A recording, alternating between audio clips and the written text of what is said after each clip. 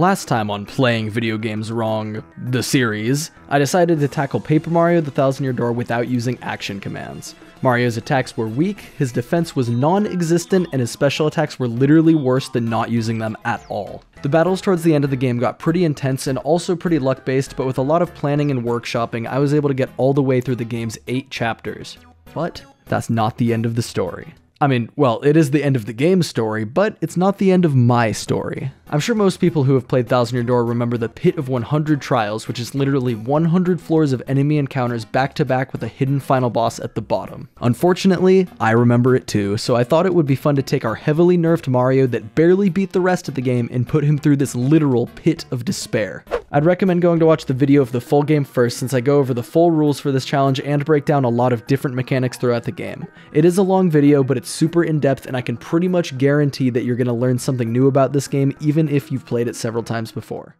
The Pit of 100 Trials is actually kind of a misnomer, because while there are in fact 100 floors, there are only 91 trials spread across them. Unless you count capitalism as a trial, which would be fair, let's be honest here. The enemies don't start out very strong, they're mostly just a mix of enemies from chapter 1 and 2, but as you progress, the enemies will get tougher and tougher, with the last 20 floors having enemies significantly stronger than the final chapter. One of the things I found hardest about the no action command challenge last time was doing enemy encounters back to back, because while you generally have enough health to survive whatever regular enemies can throw at you in any given battle, you don't exactly have enough health to survive what 91 regular enemies can throw at you. Sure, you have healing items, but Mario can only hold 10 items until you get the strange sack on floor 50, which lets you hold 20. So I guess the optimal strategy would be to play until floor 50 and then go all the way back to Rogueport and prep Mario's inventory to be full of 20 endgame healing items, and then I could just shrug off all of the damage that the later floors could possibly throw at me. But that's lame and slow. I didn't want this to turn into the Pit of 150 Trials, so I just decided to not prepare at all because I did not feel like grinding 2,000 coins to buy 10 Ultra Shrooms.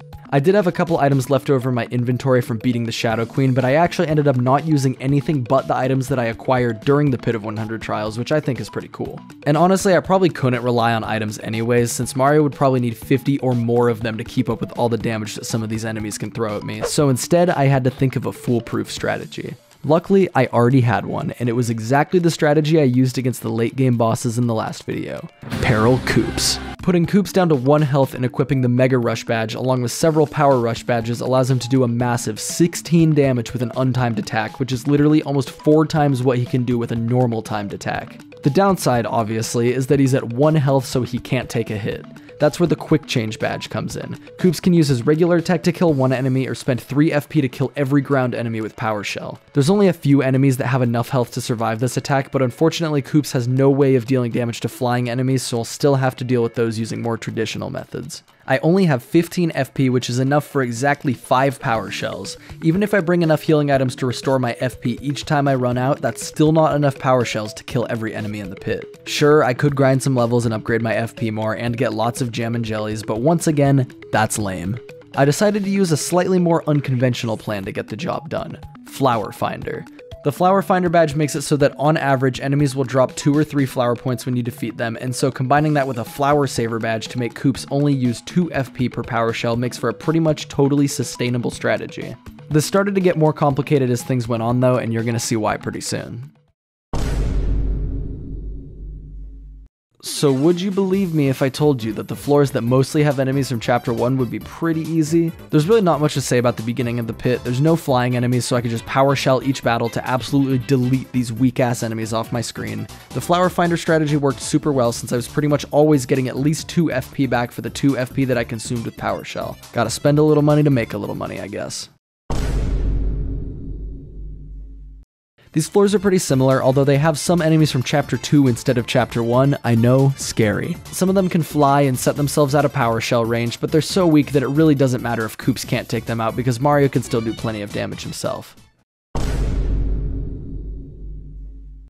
Every enemy on these floors is vulnerable to Koops except for Lakitus, but once again they only have 6 health, so Mario can one-shot them with a Power Jump or a couple Power Plus badges.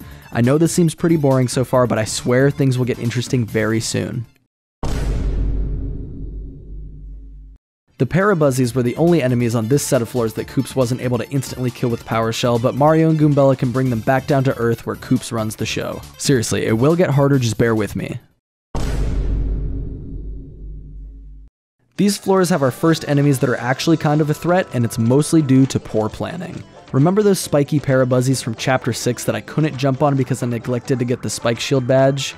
Yeah, I kinda still forgot to go get that badge. With the badge loadout I had for entering this fight, the only partner capable of damaging them was Vivian for 1 damage at a time.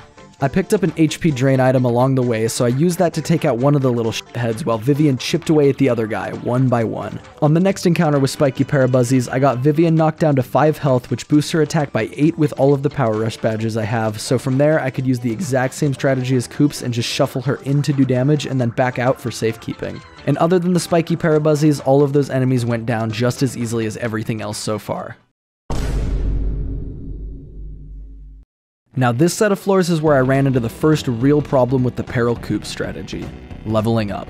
Whenever you level up, Mario and whichever partner he currently has deployed will get fully healed, so if I finish a battle with Koops that ends in a level up, I'll get healed back up and I'll lose my Peril status, which would completely destroy the strategy that we've been relying on completely up to this point. This means that I have to anticipate how many star points I'll get from each battle to make sure I don't finish a battle with Koops that will cause him to get healed. Going into this fight with these badge bandits, I was only 12 star points away from leveling up, so instead of one-shotting all of them with a power shell, I shuffled Koops in and out to pick them off one by one. I didn't actually level up from this fight anyways, so I could have just killed them with a power shell, but I didn't want to risk it. This bandit did steal one of my last stand badges for Mario, but since I killed him before he ran away, it dropped outside of the battle. Unfortunately, after the battle, I accidentally pressed down instead of left, so the plan will have to work without that badge. A couple floors down, I entered this fight with 4 Dark Boos while having 97 star points, so I was definitely going to level up from this one. I had to take them down one by one with my Goombella that was in danger, and then she and Mario got the first full heal from leveling up. These level ups are going to be happening more often from here on out, which is great for healing Mario, but it means that I can't use Koops to one-shot everything, which runs the risk of Mario going down in a single battle. And I don't have any life shrooms to save my ass, so if Mario reaches 0 health, I have to start all the way over back at floor 1. After leveling up from the Dark Boo fight, it's back to business as usual, and Koops has no problem finishing everything else on these floors off. On floor 60, I bought a Super Shroom for the insanely marked up price of 105 coins because the items will get more expensive as you go down further in the pit, and honestly, I didn't really see a need to save my money for anything else in this game anyway. After floor 60, the enemies finally start to catch up with the end of the game. There's wizards and dry bones from chapter 8, and there's some even stronger enemies than those mixed in. Dark Craws make a return from the Glitz Pit, and they're one of 3 enemies that can actually survive Koops' attack with my current badge loadout since they have a huge 20 HP. Luckily, I also kept Vivian in danger from before, so she's able to put in some work to help pick off stronger flying enemies, and has a better single target flexibility than Koops, so I can use some combination of the two of them to deal with pretty much every threat in my way. Dark Lakitus were the only flying enemies on this set of floors, but like I just mentioned, they're no problem for Danger Vivian. Swoopulas from Chapter 8 are the only flying enemies I have to deal with here, but the fact that they can heal themselves with every attack does make them slightly annoying. Dark Koopa Trolls are the second enemy I've encountered that can survive Koops, and they're definitely capable of dealing some damage in return. Sometimes they will stall out turns by going into their shells and becoming invincible, but they don't attack while they're hiding, so it kinda just doesn't matter. I ran into this encounter with 5 Phantom Embers when I was right on the cusp of leveling up, so I had to equip the Ice Power Badge for Mario so he could jump on these guys, and I chipped away at them one by one with jumps and shell tosses. I had to sacrifice Flurry to absorb some of their attacks, and then the level up healed Mario and Goombella once again. On floor 76, I encountered a mover, which is a guy that has a random chance of spawning on any floor and letting you skip 3 floors for 10 coins, 5 floors for 30 coins, or you can pay neither and just pass through the floor that he's on for free. I probably wouldn't have done it if it was any later in the pit because I didn't want to use mover luck to skip a bunch of challenging fights, but I was still just low enough that I figured it was okay to save just a little bit of time.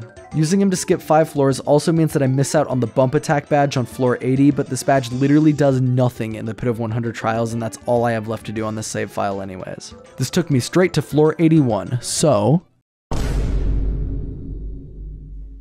there's only 4 different enemy types in this set of floors, but they're each a challenge in their own right. Spunnias have quite a bit of health and do 7 damage per hit, Piranha Plants can do 9 damage per hit, Dark Bristles do 8 damage per hit, and Tarantulas can do 8 or even 12 damage per hit. This means that a battle with 4 Tarantulas in it could potentially deal more damage per turn than the fucking Shadow Queen with her attack buffed. I used a ruin powder item that I got as a drop somewhere else in the pit, and that confused them for a bit, which caused them to damage each other for a turn. And honestly, the bigger win from that isn't the fact that they damaged themselves, but actually the fact that they just didn't damage me, because even after that, Mario survived the fight with only 6 health left, meaning he was 1 hit away from death. Luckily, since I already had so many star points, I leveled up from that fight, bringing Mario and this time Vivian once again back to peak physical performance. The next floor had 4 Arantulas instead of 3, but I was able to take them out a lot quicker with Power Shell since I wasn't in level up range this time. But these enemies do give a lot of XP because of how strong they are and how underleveled I am, so I'm already back in level up range after just a couple more floors. This encounter with the Piranha Plant and 3 Spunnias is not what I wanted to see when I couldn't use Power Shell, but luckily I had a stopwatch item that burned a couple of their turns, saving me 40 plus damage. Vivian and Koops are the only partners capable of damaging the Spunnias in this challenge, and Mario can't do anything except use items since I forgot to unequip the Jumpman badge before this encounter, and, like I mentioned earlier, I still don't have Spike Shield. Vivian can't do much damage since she isn't in danger anymore because I healed her back up from the last fight, but that actually ends up being a good thing so that she can tank some of the hits while the stopwatch wears off. I decided to use one of the spite pouches I picked up along the way to give Vivian the ability to deal 50% damage back to direct attacks, which made for an absolutely delicious perfect kill on the last Spunnia here. I didn't mention it before, but I was pretty much picking badge power for every level up that I got, since I already had enough health and FP to last between each full heal I get from every level up. At the end of all of these trials is the Lucky Day badge on floor 90, which costs 7 BP to equip, tied with quick change for the most expensive in the game, but it gives Mario a 25% evasion chance. I can stack this with Pretty Lucky for another 10% chance, which means that Mario basically avoids 1/3 of all attacks, and that's going to help a lot because these final floors are brutal. Elite Wizards are the third and final enemy in this dungeon that Peril Koops isn't able to one-shot, excluding flying enemies, of course. They have 12 health and 5 defense, which means that they can survive Koops' 16 damage attack with 1 health left. I can remedy this by adding another Power Plus P, but I forgot to do that right away, which made the wizards a little more of a problem on this floor. Still, there were only 2 of them, so they went down easily enough. The Swampires are also pretty annoying since they have 20 health and their attacks heal themselves. The next floor had a couple of Bobolks and another Elite Wizard, and honestly, Bobolks have always been the weakest link on these final floors. They take like 5 turns to actually do any damage, and they only have 10 health, so they always go down before they can actually explode. A Power Shell and a jump is all it takes to pick them off, and this is a relatively easy floor. The next floor is possibly the most dangerous floor in the whole pit. There's 5 Swampires, which are the guys that have 20 health and a 6 HP draining attack each and every turn. Since they're flying, I have no way of killing them all in 1 or 2 turns, so the damage is just going to rack up too quickly and I'll go down. Right? Well, let me introduce you to a little badge called Zap Tap that I got on floor 30. Zap Tap gives Mario the effect from the Volt Shroom item permanently, which means that enemies will take 1 damage whenever they make contact. Due to the fact that draining enemies like these Swampires have to latch onto Mario before their attack goes through, they actually take 1 damage and just bounce right off, making Mario completely invincible to their attacks. So, once Vivian goes down, I can just leave her lifeless body laying there on the stage while Mario wins by doing absolutely nothing. Since Vivian's carcass was left out on the stage, the level up from this fight revives her back to full health so she lives to fight another day. I encountered a couple Poison Puffs on the next floor, and even though they can do a fair bit of damage, they're squishy enough that I can kill them before having too many problems. The next few floors go pretty much the same as all the other difficult floors so far, and I actually ended up getting an identical scenario to the last Swampire battle. There's 5 of them, and I'm in level up range, so this time I let Feeble go down while Mario reflected all of them back for the win. Something that was actually super convenient about this attempt is the fact that I didn't encounter any Amazy Daisies at all. On floors 93 to 98, you can encounter 1 or even 2 Amazy Daisies per battle, and in the pit, it feels like they're a little bit braver, so they'll usually attack you more, which would have absolutely destroyed me since they do 20 damage to each of your characters. And then finally, I got to the penultimate floor, floor 99. The battle was nothing special, so f*** it, Bonetail time.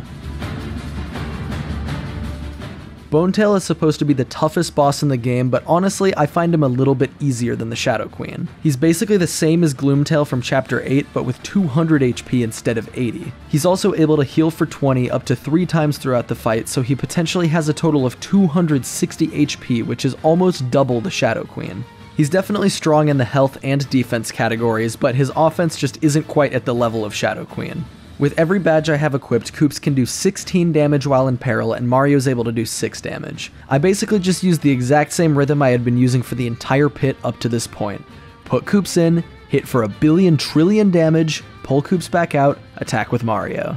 I still had my Jelly Ultra as a backup for Mario if he got too low on health, so this essentially became a game of trying to keep Koops alive as long as possible so I could keep doing big damage each turn. Feeble was actually the only partner that was left with full health from the rest of the pit going into this fight, so he was the first partner I put in as a meat shield to protect Koops. Once he got down to critical health ranges, I sacrificed Bobbery to stall out another turn for more damage. If I kept going down without any items, I was gonna run out of meat shields before Bonetail went down, so I started using Mario's turn to swap Koops out with Quick Change, and then chuck Super Shrooms at Vivian over and over to keep her alive for just a few more turns.